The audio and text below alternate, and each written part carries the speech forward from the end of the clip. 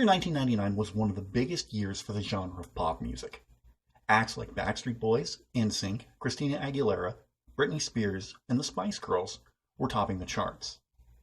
But one pop act seemed to slip under the radar. From 1999 until 2003, British pop group S Club 7 had 4 successful TV series produced by the BBC, 3 multi-platinum selling albums, won numerous Brit Awards, and even had a hit movie. But they were never able to break into the US market despite massive success worldwide. This week on In Defense Of, we bring it all back to 1999, find out how they started, their success and eventual split, and see where they are today. Let's talk In Defense of S Club 7. The story of S Club 7 all starts with Simon Fuller. Simon Fuller was pretty much the UK's answer to Lou Pearlman. Lou managed such famous pop acts like the Backstreet Boys and NSYNC. Simon made his name not only by managing the Spice Girls, but also by creating and producing the series Pop Idol, which would cross the pond to America as American Idol, which he would also produce. Simon also represented such acts like Amy Winehouse, Carrie Underwood, Kelly Clarkson, and Steven Tyler of Aerosmith.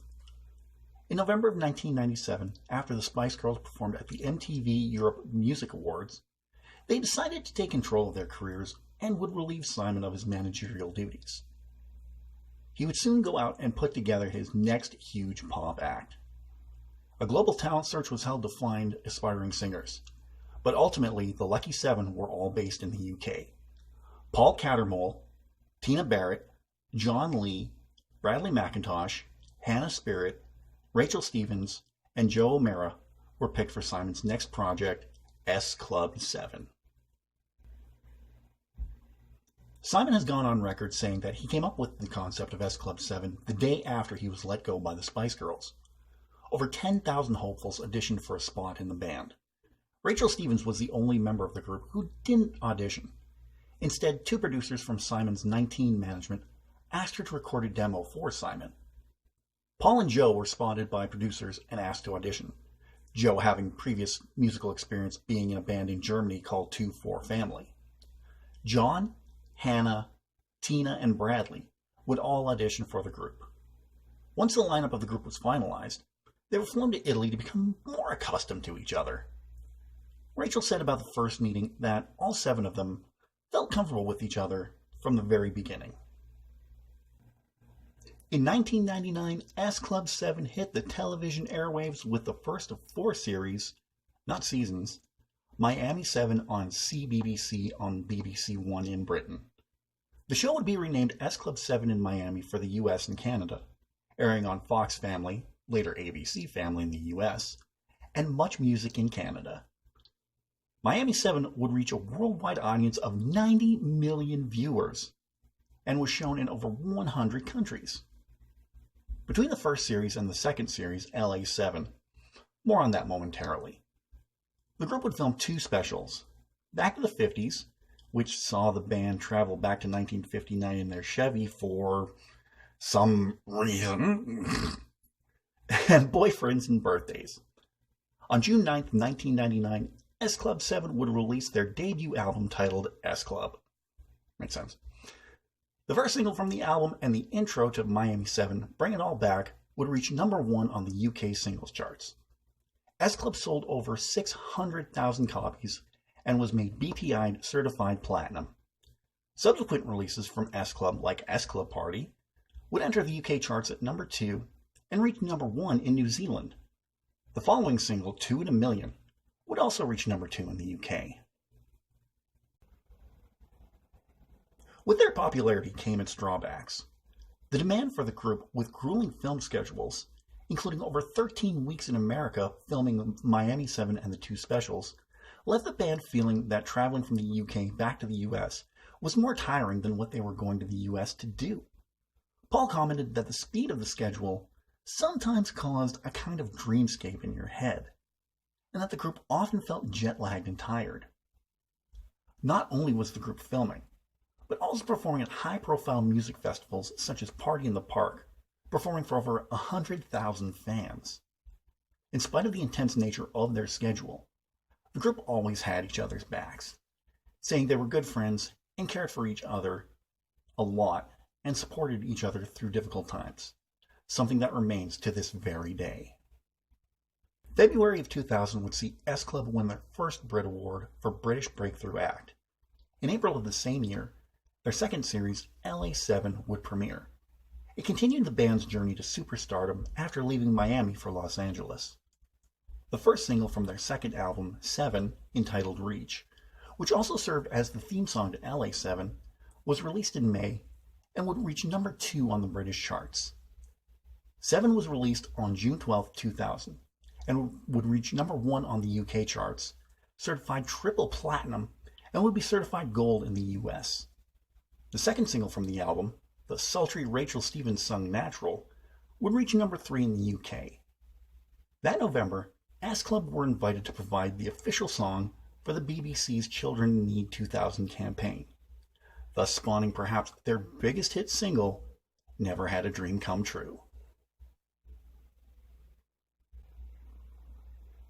Never Had a Dream Come True was written by regular S Club writers Kathy Dennis and Simon Ellis, and was released in the UK on November 27th and in the US on April 24th, 2001. The single would reach number 1 in their native UK, as well as Scotland, and would be a top 10 hit in Ireland, Sweden, and the US, reaching number 10 on the Billboard Hot 100 and number 8 on the mainstream Top 40. On the year-end charts, it reached number 9 for the year 2000 in the UK, and in 2001 would reach 61 on the Billboard Hot 100. Never Had a Dream Come True would be S Club's only major US hit. The single rose an amazing £200,000 for Children in Need. As a result, the band was asked to record a second single for the charity, a feat that has not been matched to this very day. In November of 2001, they released the single Have You Ever for the campaign. It became another successful single for the group, becoming their 4th number 1 hit. In the spring of 2001, the group would embark on their first tour, called the S Club Party 2001. Rachel Stevens remarked that seeing a crowd of over 13,000 fans each night was such an unbelievable feeling. The others would call it an adrenaline rush. Once the tour wrapped up, it was back to the US to film the third series, Hollywood 7, or S Club 7 in Hollywood. Once again, the series was based in LA, differing slightly from a new location in the past 2 series. Barry Williams, formerly Greg Brady of Brady Bunch fame, was cast as S Club's new manager for the series. This series would tackle new ground as it delved into the relationship between bandmates Paul Cattermole and Hannah Spirit. Behind the scenes, the two had been secretly dating for 6 months. The relationship was well received by the rest of the band, though, as they said it made them closer as friends. On November 26, 2001, S Club 7 would release their third album titled Sunshine. It would debut at number 3 on the UK album chart in December, selling more in its first week than any of their other albums. Sunshine would go on to be certified 2 times platinum after selling over 600,000 copies, and would include hits like Never Had a Dream Come True, Have You Ever, You, and the wildly popular single Don't Stop Movin'. Over the course of 1 month, Don't Stop Movin' would hit number 1 twice.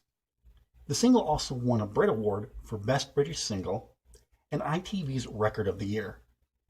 Sunshine would also be Paul Cattermole's final album with S Club 7.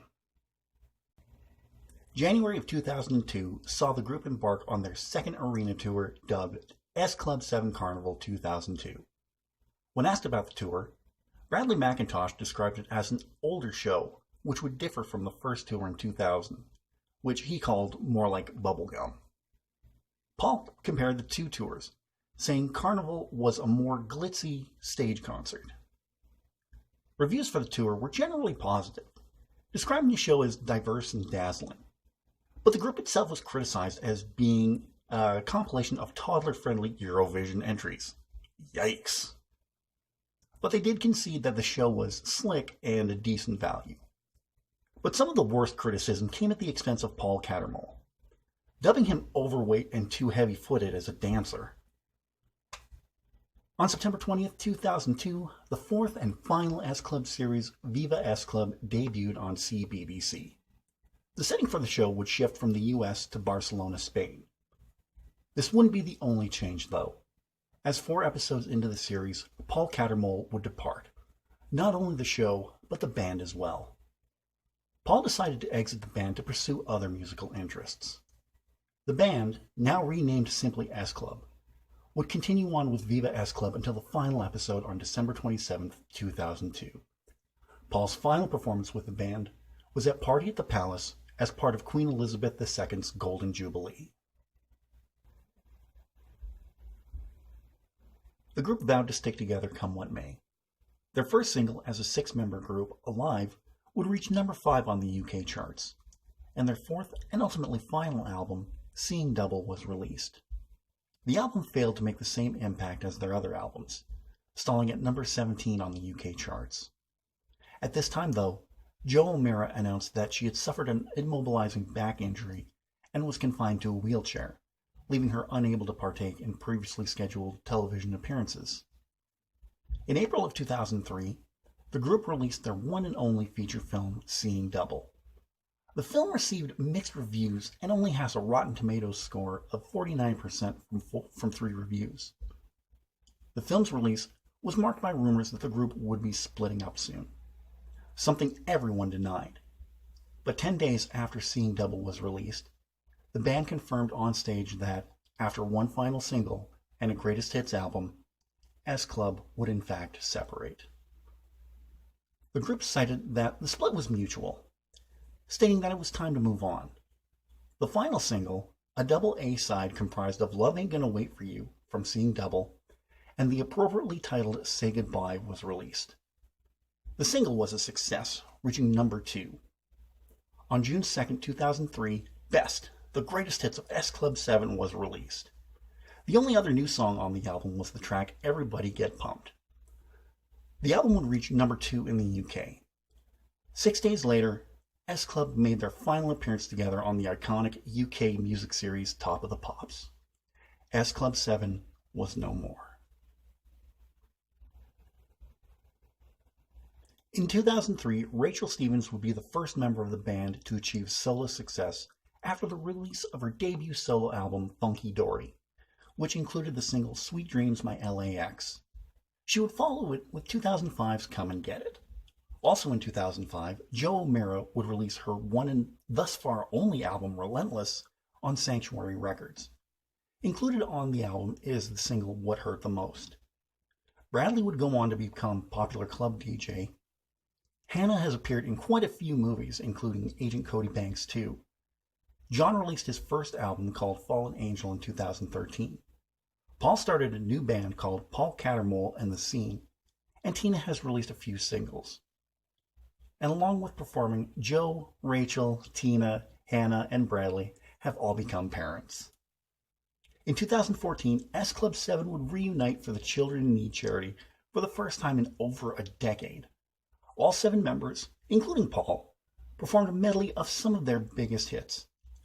On November 17, 2014, a reunion tour was announced for the UK in 2015 called Bring It All Back 2015.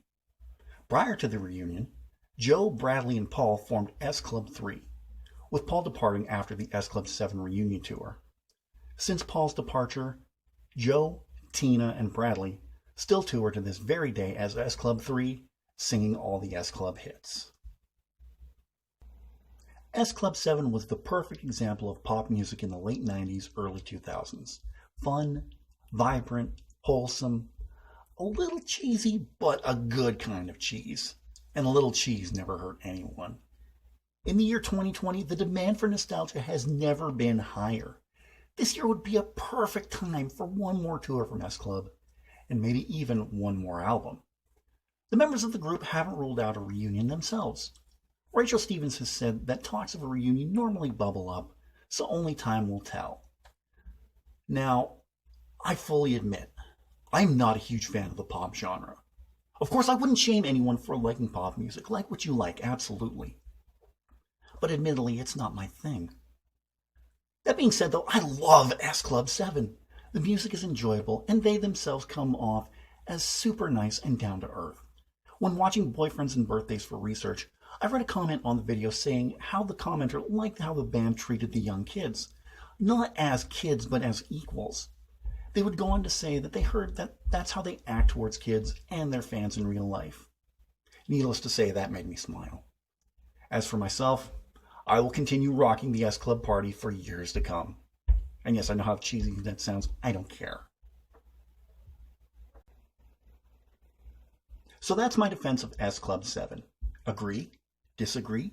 Let me know in the comments section below. Also below, in the description of this video, you'll find a link to an S Club 7 playlist on Spotify. Also in the description, you'll find a link to the Irish Bandit shop on Redbubble. Get all your Irish Bandit merchandise at that link. From t-shirts, to stickers, to cases for iPhone, Samsung, and iPad, find whatever fits you. If you like this video, give it a thumbs up. If you're new here, hit that subscribe button, and if you're already subscribed, tap the bell to be notified for the next edition of In Defense Of. Next week, we kick it old school as we look back at one of the few white rappers to make an impact on pop culture in the 90s. Next week, I talk in defense of Vanilla Ice. Until next week, I've been the Bandit, and I'll rock you next week. Take care.